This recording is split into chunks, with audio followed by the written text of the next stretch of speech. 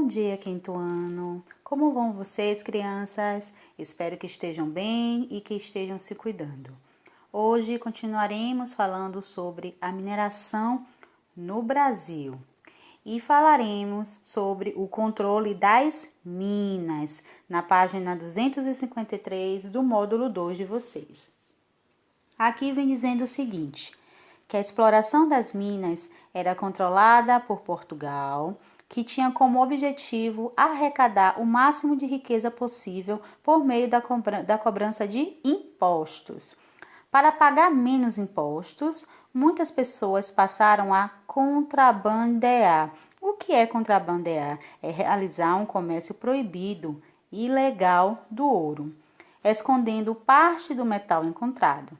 Com o objetivo de evitar o contrabando, a coroa adotou medidas mais duras, exigindo, por exemplo, que todo o ouro extraído fosse registrado.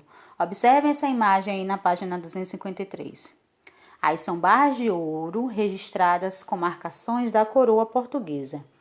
Ao se fazer o registro, parte do ouro era recolhida como forma de imposto. Esse ouro, ele era o quê? Ele ia para as casas de fundição, né? Onde o ouro extraído era transformado em barras, né? Eles eram transformados em barras e registradas com marcações da coroa portuguesa. Conheça a seguir os principais impostos cobrados pelos portugueses na época da mineração. Teve o quinto, a captação, a derrama e as entradas, né? O quinto era o valor que representava 20% de todo o ouro extraído da mina. A captação era o valor que deveria ser pago pelos senhores por escravo que era enviado para trabalhar nas minas. A derrama, né, ela confiscava os bens pessoais dos devedores para garantir que todos os impostos fossem pagos. E as entradas era um imposto referente à entrada e saída de pessoas e animais na região das minas. Então, como podemos ver aqui, né, no controle das minas, né, por Portugal. Vivendo uma série de crises econômicas desde o século XVII, Portugal buscava todos os meios possíveis para ampliar a arrecadação de impostos no Brasil. Ocorrida a descoberta de metais preciosos, as instituições metropolitanas adotaram várias medidas voltadas ao controle e à cobrança de impostos sobre a atividade aurífera, né? Já em 1702, estabeleceu a criação da Intendência das Minas, né? Que era uma espécie de governo exclusivamente dedicado ao controle dos lugares onde o ouro era extraído, certo? A cobrança de impostos em cima do ouro arrecadado variou bastante ao longo do século XVIII. Inicialmente, todo o ouro extraído deveria sofrer o recolhimento do quinto. O quinto foi a primeira modalidade de arrecadação onde 20% do ouro, da prata e dos diamantes recolhidos deveria ser repassado para a coroa portuguesa. O desvio ilegal desse ouro, que já vimos aí, que era através, né, de contrabandear, né, desviar essa mercadoria, né, ilegalmente, motivou a coroa portuguesa a transformar o sistema de cobrança, né, com a substituição do quinto pela finta. Nesse novo sistema, os exploradores das minas eram obrigados a repassar 30 arrobas, que equivale a 450 quilos, né, anualmente. Contudo, o sistema foi considerado injusto, já que a capacidade produtiva de uma data poderia variar muito. De tal modo, os portugueses aprimoraram a cobrança do quinto com a criação das casas de fundição. Na casa de fundição, o ouro era extraído, era transformado em barras que levavam o brasão, da coroa portuguesa. Nesse instante, era realizada a arrecadação do quinto e o restante do produto liberado para comercialização.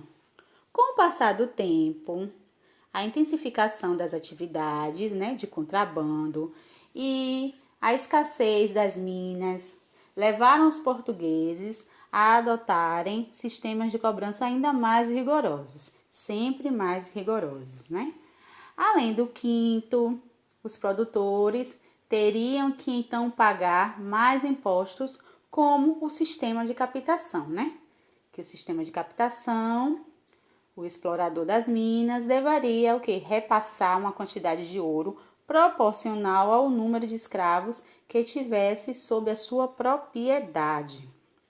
Desse modo, quanto mais escravos um explorador tinha, mais eram as cobranças feitas em cima de sua produção. Quando um produtor não era mais proprietário de escravos, ele deveria ainda assim pagar uma quantia proporcional à extração realizada por ele mesmo. Alcançando a segunda metade do século XVIII, percebemos que a exploração aurífera começava a desacelerar o seu ritmo de produção. Com isso, as dificuldades dos mineradores em pagar os tributos se tornavam cada vez maiores. No entanto, Portugal asseverou, tornou mais severo ainda a cobrança de impostos com a formulação da derrama, Que na derrama, nessa modalidade de cobrança, os impostos atrasados eram cobrados com o confisco de bens da população local, Eles tomavam os bens, da população local como forma de pagamento dos seus impostos, Aí o que vocês vão fazer? Vão responder esta questão número 1 aí da página 253 no caderno de vocês, que pergunta qual era o objetivo da coroa portuguesa com a exigência de que todo o ouro fosse registrado, certo? Aí, segundo algumas avaliações, sobre as provas dos acontecimentos, as cidades mineradoras já não conseguiam atingir a cota de 100 arrobas anuais em ouro para Portugal. Aí, em pouco tempo, essa situação alimentou vários conflitos entre a população colonial e as autoridades representantes do governo de Portugal. Na aula passada, vocês já pesquisaram sobre as revoltas nativistas, Que eram entre os colonos ali na colônia mesmo e entre a elite, certo? Agora nós vamos ver as revoltas separatistas, E entre essas revoltas nós vamos ver a Inconfidência Mineira, que ocorreu em 1789, e foi uma das que tiveram maior impacto. Observem aí na página 254. Aí tá falando o quê? A Inconfidência Mineira, a grande quantidade de impostos, a ameaça da derrama e as medidas autoritárias adotadas por Portugal geraram insatisfação entre a população mineira. Assim, em 1789, uma parte da população livre de Minas Gerais se revoltou contra a coroa e lutou pela independência. E para que fosse estabelecida uma república, república é o quê? É uma coisa pública ou do povo, Um tipo de regime político em que o governo tem como objetivo atender os interesses da população. Então, é estabelecida uma república na região. Essa revolta ficou conhecida como Inconfidência Mineira. Entre as pessoas que participaram da organização do movimento estavam comerciantes, fazendeiros, militares e padres. Contudo, um dos participantes, delatou os planos para as autoridades e a revolta não chegou a acontecer. Muitos rebeldes foram presos e exilados. Observem essa estátua aí na página 254. Aí é um dos líderes da Inconfidência Mineira, que foi Joaquim José da Silva Xavier, conhecido como Tiradentes. Ele foi o único rebelde condenado à morte e serviu como exemplo para que outras pessoas não se rebelassem contra o domínio de Portugal. Essa estátua de Tiradentes, observe, e fica em Ouro Preto, em Minas Gerais. Essa foto foi o quê? Em 2010. É importante vocês ficarem sabendo também, que Tiradentes, ele costuma ser visto como um herói nacional. Entretanto, muitos historiadores da atualidade têm questionado essa ideia, uma vez que foi criada no contexto da proclamação da República, lá no final do século XIX, Nesse período, os republicanos procuraram associar a imagem de Tiradentes ao novo regime, fazendo dele um defensor da liberdade e do republicanismo, Aí observem o que foi que ocasionou a Inconfidência Mineira, Vocês viram aí, que a população livre de Minas Gerais se revoltou contra a coroa e lutou pela independência. E para que fosse estabelecida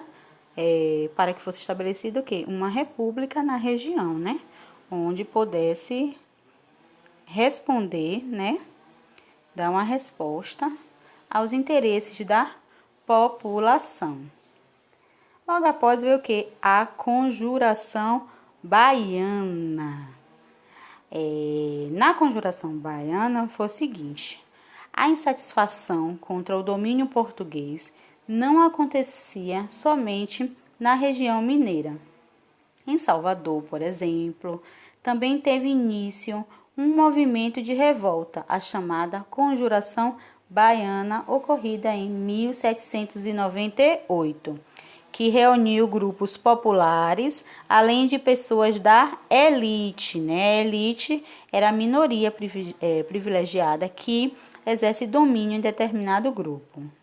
Seu principal líder foi o médico e político Cipriano Barata.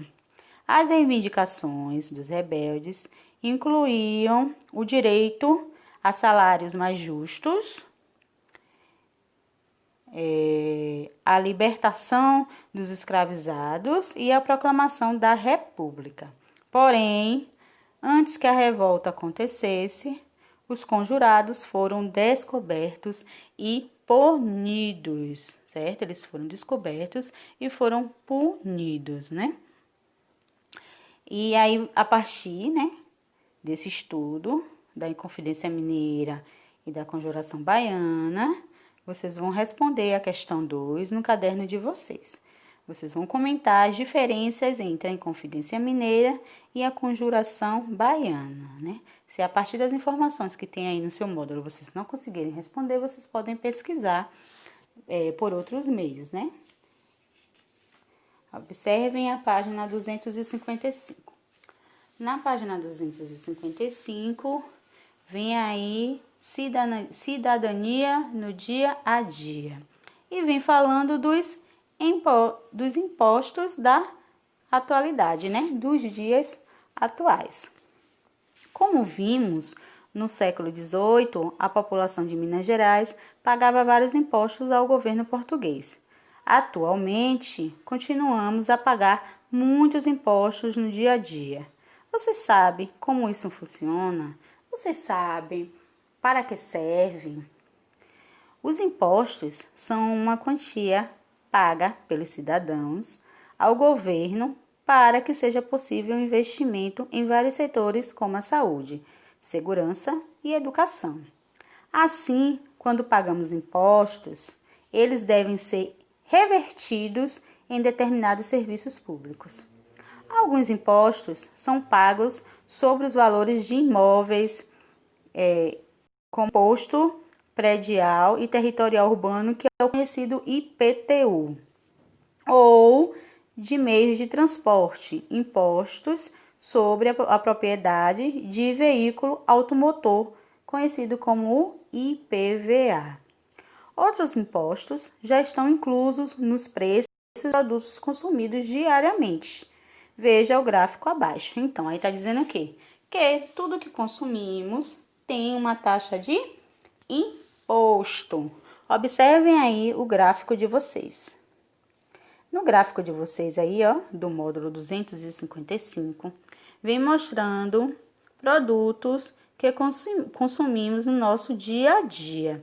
E está dizendo aí a porcentagem de imposto de cada produto no ano de 2016. A fonte dessa informação é o FIEP, é a Federação das Indústrias do Estado do Paraná, que está disponível, né, na legenda aqui ao lado, ó, que tem o endereço eletrônico. E vocês podem pesquisar mais sobre o assunto. Observe aí no gráfico de vocês, na parte horizontal, tem as barras, aí é um gráfico de barras, né, com a quantidade de porcentagem de cada produto. Na parte vertical do gráfico, vem ali o valor da porcentagem. Aí observem, a carne bovina tem 17%, pasta de dentes 35%, tênis importado 59%, bicicleta 46%, caderno 35%, brinquedos 35%, e telefone celular 40%. Essa é a porcentagem de impostos em cada produto no ano de 2016. A partir da leitura do gráfico, vocês vão responder em seu caderno as questões de A a D. Na questão A, pergunta qual dos produtos tem a maior porcentagem de imposto incluído e a menor. Observe no gráfico e respondam. B. Sua família consome alguns dos produtos citados no gráfico? Quais? Se não forem quais, for qual, também pode colocar. Letra C. Você tinha ideia da quantidade de imposto que já estava incluída nesses produtos? Você imaginava que tinha imposto nos produtos que vocês compram? Letra D. Por que é importante uma gestão responsável e honesta do dinheiro dos impostos? Qual é o papel dos cidadãos nesse processo, né? Aí tá perguntando a importância do governo, né? E sua responsabilidade com honestidade na distribuição desses impostos, né? Já que é destinado a benefícios para a sociedade. Vocês vão reler o texto, olhar o gráfico e responder essas questões da página 255. Na página 256, também tem mais uma atividade para vocês responderem no caderno, uma entrevista. Vocês vão entrevistar alguém da família, né, um adulto, né, e vocês vão seguir esse roteiro da entrevista aí. Vocês primeiro vão colocar a data que vocês vão realizar a entrevista, o nome, né, da pessoa e a idade dele, certo? E depois vai fazer as perguntas que estão aí, da letra A à letra F. Após terminar a entrevista, o que vocês vão fazer? Vocês vão, né, aí tá pedindo abaixo que vocês fizessem em conjunto com sua turma, né, e reunir informações mais interessantes que vocês coletarem e produzir um painel ilustrado sobre os impostos na atualidade. Mas aí o que que vocês vão fazer, né? Vocês vão fazer individualmente em casa, vai fazer um cartaz, certo? Ilustrado com fotos sobre os principais impostos do Brasil, né? Da atualidade. Vocês já viram aí que tem o IPTU, né? Que tem o IPVA, mas tem outros também, como o ISS e outros mais. Aí vocês vão pesquisar, ilustrar, né, o cartaz de vocês e colocar o nome de cada imposto, certo? Vou aguardar a atividade de vocês. Por hoje é só. Espero que vocês compreendam a aula. Qualquer dúvida, podem me procurar no WhatsApp, tanto no grupo quanto no privado. Beijos e até a próxima aula.